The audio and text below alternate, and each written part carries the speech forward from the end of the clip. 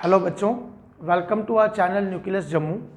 कल की वीडियो में हमने सीखा था ऑर्गेनिक केमिस्ट्री की बेसिक टर्मिनोलॉजी को कि सबस्ट्रेट किसे कहते हैं, रिएक्टेंट किसे कहते हैं, अटैकिंग रेजेंट किसे कहते हैं, इंटरमीडिएट किसे कहते हैं और प्रोडक्ट किसे कहते हैं। आज की वीडियो में हम उसके नेक्स्ट टॉपिक को सीखेंगे कि अगर एक केमिकल बॉन्ड ब्रेक होता है ऑर्गेनिक कंपाउंड्स में तो वो किस तरह से ब्रेक होता है। तो आज के टॉपिक का नाम है टाइप ऑफ बॉन्ड फिजन या टाइप ऑफ क्लीवेज भी बोल सकते हैं, टाइप ऑफ बॉन्ड क्लीवेज भी इस टॉपिक को बोलते हैं। तो basically there are two types of bond fissions. एक को बोलते हैं होमोलिटिक क्लीवेज या होमोलिटिक बॉन्ड फिजन और एक को बोलते हैं heterolytic bond fission. Homolytic bond fission and heterolytic bond fission, नाम में ही पूरी एक्सप्लेनेशन है। जैसे सबसे पहले होमोलिटिक बॉन्ड फिजन, होमो का मतलब होता है सेम और लिटिक का मतलब है यहाँ पे टू ब्रेक। हमें ये पता है कि कोई भी केमिकल बॉन्ड जब भी बनता है, मान लो ए और बी एटम के बीच में बॉन्ड बना है, तो इस बॉन्ड में दो इलेक्ट्रॉन्स हैं, एक इलेक्ट्रॉन ए का होगा और एक इलेक्ट्रॉन बी का होगा। अगर ये दोनों एटम्स जो इलेक्ट्रॉन शेयर कर रहे हैं इनकी इलेक्ट्रोनेगेटिविटी सेम है, अगर इनकी इलेक्ट्रोनेगेटिविटी क्या है, सेम है। इलेक्ट्रोनेगेटिविटी हमें सबको पता होना चाहिए, इलेक्ट्रॉन को अट्रैक्ट करने की ताकत। अगर वो सेम है तो ए का इलेक्ट्रॉन अपने पास ए के पास रहेगा और बी का इलेक्ट्रॉन बी के पास रहेगा।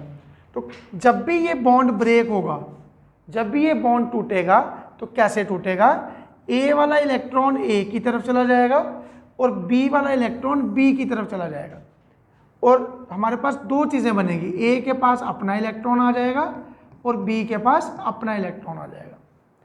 इस तरह की फिजन, जब एक केमिकल बॉन्ड टूटे और उस बॉन्ड में जो इलेक्ट्रॉन्स थे, इन इलेक्ट्रॉन्स को बोला जाता है शेयर्ड पेयर ऑफ इलेक्ट्रॉन्स। इन्हें क्या बोला जाता है, शेयर्ड पेयर ऑफ इलेक्ट्रॉन्स। अगर शेयर्ड पेयर ऑफ इलेक्ट्रॉन्स अपने अपने एटम के पास चले जाएं, एक एक इलेक्ट्रॉन ही होगा ऑफ कोर्स, वो अपने अपने एटम के पास चला जाए, तो इस तरह की जो फिजन है, इस तरह की जो बॉन्ड ब्रेकेज है, इसको बोलते हैं होमोलिटिक क्लीवेज या होमोलिटिक बॉन्ड फिजन। मैं फिर से बता रहा हूं, अगर कोई, जैसे इसको एग्जांपल से समझते हैं, मान लो मेरे पास H2 मॉलिक्यूल है। अब H2 मॉलिक्यूल ऑफ कोर्स किससे बना है, हाइड्रोजन और हाइड्रोजन के एटम से। अब इस बॉन्ड में एक इलेक्ट्रॉन इस हाइड्रोजन के पास है, एक इलेक्ट्रॉन इस हाइड्रोजन के पास है। जब ये बॉन्ड टूटेगा, तो ये, क्योंकि दोनों हाइड्रोजन सेम है, दोनों एटम सेम है, दोनों की इलेक्ट्रोनेगेटिविटी भी क्या होगी, सेम होगी। तो जब ये टूटेगा, इसका इलेक्ट्रॉन इसके पास चला जाएगा और इसका इलेक्ट्रॉन इसके पास चला जाएगा। इस क्लीवेज को भी इस तरह के एरो से ही रिप्रेजेंट करते हैं, इस तरह से। इसको बोलते हैं फिश हेडेड एरो। ये रिप्रेजेंट करता है मूवमेंट ऑफ सिंगल इलेक्ट्रॉन, एक इलेक्ट्रॉन की मूवमेंट को। तो ये इलेक्ट्रॉन इसकी तरफ चला जाएगा, ये इलेक्ट्रॉन इसकी तरफ चला जाएगा। तो हमारे पास जो बनेगा वो बनेगा H के पास अपना इलेक्ट्रॉन और दूसरा H उसके पास भी अपना इलेक्ट्रॉन। कोई और एग्जांपल देख लेते हैं। मान लीजिए मेरे पास Cl2 मॉलिक्यूल है, Cl2 मॉलिक्यूल भी किससे बना है, क्लोरीन और क्लोरीन के एटम से बना है। इनमें भी सिंगल बॉन्ड है, इनके पास भी अपना अपना इलेक्ट्रॉन है इस बॉन्ड में। क्योंकि दोनों एटम सेम हैं, इसलिए दोनों के इलेक्ट्रॉन अपने अपने एटम के साथ हैं। जब भी ये बॉन्ड टूटेगा, फिर से कौन सी फिजन होगी, होमोलिटिक क्लीवेज या होमोलिटिक फिजन होगी और दोनों इलेक्ट्रॉन अपने अपने एटम के पास चले जाएंगे। तो हमारे पास ये बन जाएगा। अब सीखने वाली बात ये है कि ये जो प्रोडक्ट्स बनते हैं होमोलिटिक क्लीवेज के बाद, इनमें ऑड इलेक्ट्रॉन होता है। ये जो आपको सिंगल इलेक्ट्रॉन दिख रहा है, इसको बोलते हैं ऑड इलेक्ट्रॉन, या हम इसको बोल सकते हैं, ये जो सिंगल इलेक्ट्रॉन दिख रहा है इसको बोलते हैं अनपेयर्ड इलेक्ट्रॉन। Unpaired electron. ऐसी कोई भी स्पीसीज जिसके पास अनपेयर्ड इलेक्ट्रॉन हो या ऑड इलेक्ट्रॉन हो, इनको बोला जाता है फ्री रेडिकल्स। एक नया वर्ड है 11th क्लास के लिए, इसको बोला जाता है फ्री रेडिकल। तो हम ये सीख रहे हैं कि जब भी होमोलिटिक क्लीवेज होती है तो जो हमारे पास एटम्स बनते हैं होमोलिटिक क्लीवेज के बाद, उनके पास ऑड इलेक्ट्रॉन होता है और उन एटम्स को या जो उन स्पीसीज को क्या बोला जाता है, फ्री रेडिकल बोला जाता है। तो homolytic cleavage always result in the formation of free radical. Next सीखते हैं हेटेरोलिटिक क्लीवेज क्या चीज है।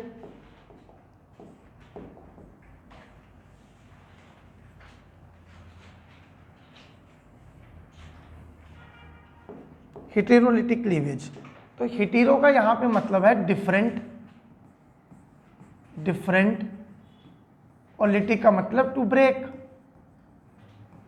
जब वही दो एटम, जैसे हमने पहले एग्जांपल की, जो बॉन्ड बना रहे हैं, अगर उनकी इलेक्ट्रोनेगेटिविटी, मैं फिर बता रहा हूं इलेक्ट्रोनेगेटिविटी क्या चीज होती है, इलेक्ट्रॉन को अट्रैक्ट करने की ताकत, वो डिफरेंट है, एक दूसरे से अलग है, तो ऑफ कोर्स ये दोनों इलेक्ट्रॉन अपने अपने एटम्स के पास नहीं रहेंगे।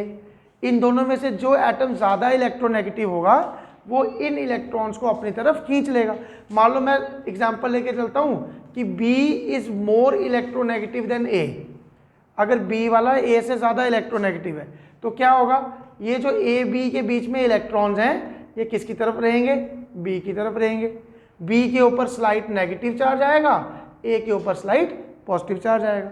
मान लीजिए उल्टा करते हैं, अगर A ज़्यादा इलेक्ट्रोनेगेटिव है B से, तो फिर क्या होगा, ये जो दोनों इलेक्ट्रॉन्स हैं ये A की तरफ रहेंगे क्योंकि उसको इलेक्ट्रॉन अट्रैक्ट करने की जो पावर है वो ज़्यादा है। अब इसके पास इलेक्ट्रॉन डेंसिटी ज़्यादा है, इसलिए इस केस में A के ऊपर स्लाइट नेगेटिव चार्ज आएगा और B के ऊपर स्लाइट पॉजिटिव चार्ज आएगा। जब भी इस तरह का बॉन्ड टूटता है, मान लो ये बॉन्ड टूटेगा, तो क्योंकि ये दोनों इलेक्ट्रॉन ऑलरेडी B की तरफ थे, तो ये दोनों के दोनों इलेक्ट्रॉन कहाँ चले जाएंगे, B की तरफ चले जाएंगे। अब देखो एरो की जो रिप्रेजेंटेशन है वो चेंज होगी। पहले केस में हम एरो को रिप्रेजेंट करते थे सिंगल हेड से, लेकिन इस केस में हम एरो को रिप्रेजेंट कर रहे हैं डबल हेड से। तो ये इंडिकेट करता है मूवमेंट ऑफ टू इलेक्ट्रॉन्स। ये दोनों के दोनों इलेक्ट्रॉन्स इस तरफ चले जाएंगे और A के पास कोई भी इलेक्ट्रॉन नहीं जाएगा। जब कोई भी इलेक्ट्रॉन नहीं जाएगा तो A के ऊपर पॉजिटिव चार्ज आ जाएगा और B के ऊपर क्योंकि दोनों इलेक्ट्रॉन चले गए उसके ऊपर नेगेटिव चार्ज आ जाएगा। अगर इसकी एग्जांपल करें, इस केस में दोनों इलेक्ट्रॉन A की तरफ हैं, जब भी ये बॉन्ड टूटेगा तो ये दोनों इलेक्ट्रॉन्स A की तरफ चले जाएंगे, तो A के ऊपर नेगेटिव चार्ज आ जाएगा और B के ऊपर पॉजिटिव चार्ज आ जाएगा। ये कब होगा, इस तरह की क्लीवेज को बोलेंगे पहले तो हेटेरोलिटिक क्लीवेज। ये कब होगा, तभी होगा अगर दोनों एटम्स की इलेक्ट्रोनेगेटिविटी में डिफरेंस होगा। अगर इलेक्ट्रोनेगेटिविटी सेम होगी तो जो क्लीवेज होगी वो होमोलिटिक क्लीवेज होगी। अगर इलेक्ट्रोनेगेटिविटी डिफरेंट होगी तो जो क्लीवेज होगी वो हेटेरोलिटिक क्लीवेज होगी। इसको भी हम एग्जांपल से समझ सकते हैं। जैसे मान लो मेरे पास ये एक एग्जांपल है CH3Br। ये CH3Br इस तरह से है और मान लीजिए मैंने कार्बन और ब्रोमीन का बॉन्ड तोड़ना है, तो ऐसे एक इलेक्ट्रॉन इस तरफ है, एक इलेक्ट्रॉन इस तरफ है, लेकिन हमें पता है bromine is more electronegative then carbon. Bromine is more electronegative, तो इनका जो इलेक्ट्रॉन्स हैं वो किसकी तरफ रहेंगे, ब्रोमीन की तरफ रहेंगे, जिसके ऊपर ब्रोमीन के ऊपर स्लाइट नेगेटिव चार्ज रहेगा और कार्बन के ऊपर स्लाइट पॉजिटिव चार्ज रहेगा। किसी भी कंडीशन पे जब ये बॉन्ड टूटेगा तो ये हमेशा कौन सी क्लीवेज करेगा, ये करेगा हेटेरोलिटिक क्लीवेज। और जो हमारे पास प्रोडक्ट बनेगा वो बनेगा CH3 positive plus Br negative. हम देख रहे थे कि होमोलिटिक क्लीवेज में जो प्रोडक्ट बनते हैं वो फ्री रेडिकल्स होते हैं, उनके पास ऑड इलेक्ट्रॉन होता है, लेकिन हेटेरोलिटिक क्लीवेज में फ्री रेडिकल्स नहीं बनते। ये जो प्रोडक्ट बना है जिसके कार्बन के ऊपर पॉजिटिव चार्ज है, इसको बोलते हैं कार्बोकेटाइन। हम आने वाली वीडियोस में पढ़ेंगे कार्बोकेटाइन या फ्री रेडिकल्स असल में होते क्या हैं। तो इस तरह की क्लीवेज को क्या बोलेंगे, हेटेरोलिटिक क्लीवेज। अगर दोनों की इलेक्ट्रोनेगेटिविटी सेम है तो बॉन्ड टूटेगा इक्वली, इलेक्ट्रॉन्स इक्वली शेयर होंगे। अगर इलेक्ट्रोनेगेटिविटी डिफरेंट है तो उस एटम के पास इलेक्ट्रॉन चले जाएंगे जो कि ज़्यादा इलेक्ट्रोनेगेटिव होगा। जैसे कोई और एग्जांपल कर लेते हैं, मान लेते हैं हमारे पास ये है, इसका नाम है टर्शरी ब्यूटाइल क्लोराइड। अब देखिए ये कार्बन है और ये क्लोरीन है, क्लोरीन ज़्यादा इलेक्ट्रोनेगेटिव है, तो इस बॉन्ड के इलेक्ट्रॉन्स किसकी तरफ होंगे? क्लोरीन की तरफ होंगे। इसके ऊपर स्लाइट नेगेटिव चार्ज, इसके ऊपर स्लाइट पॉजिटिव चार्ज। जब भी ये बॉन्ड टूटेगा, ये फिर से कैसे टूटेगा? हेटेरोलिटिक क्लीवेज से टूटेगा और बनेगा क्या हमारे पास? हमारे पास ये आ जाएगा पॉजिटिव चार्ज और क्लोरीन के ऊपर आ जाएगा नेगेटिव चार्ज। अगेन जो प्रोडक्ट बना इट इज कार्बोकेटाइन बना। कोई और एक और एग्जांपल कर लेते हैं। लेट अस सपोज हमारे पास है CH3Li, इसका नाम है मिथाइल लिथियम। ये एग्जांपल बाकी दो एग्जांपल से अलग है। CH3Li methyl lithium. अब इस केस में लिथियम हमें पता है एक मेटल है। मेटल जो होते हैं वो इलेक्ट्रो पॉजिटिव नहीं होते, लेकिन वो इलेक्ट्रोनेगेटिव नहीं होते, वो इलेक्ट्रो पॉजिटिव होते हैं। तो as compare to carbon, lithium is less electronegative, या मैं उल्टा बोल सकता हूं, carbon is more electronegative than lithium. तो इसको मैं अगर मैं ओपन करके लिखूं तो ये इस तरह से है। इस केस में कार्बन की इलेक्ट्रोनेगेटिविटी लिथियम से ज़्यादा है। लिथियम तो मेटल है, तो इसके इलेक्ट्रॉन्स किसकी तरफ रहेंगे? कार्बन की तरफ। तो जब ये बॉन्ड टूटेगा तो इसके दोनों इलेक्ट्रॉन्स कहाँ चले जाएंगे? कार्बन की तरफ चले जाएंगे।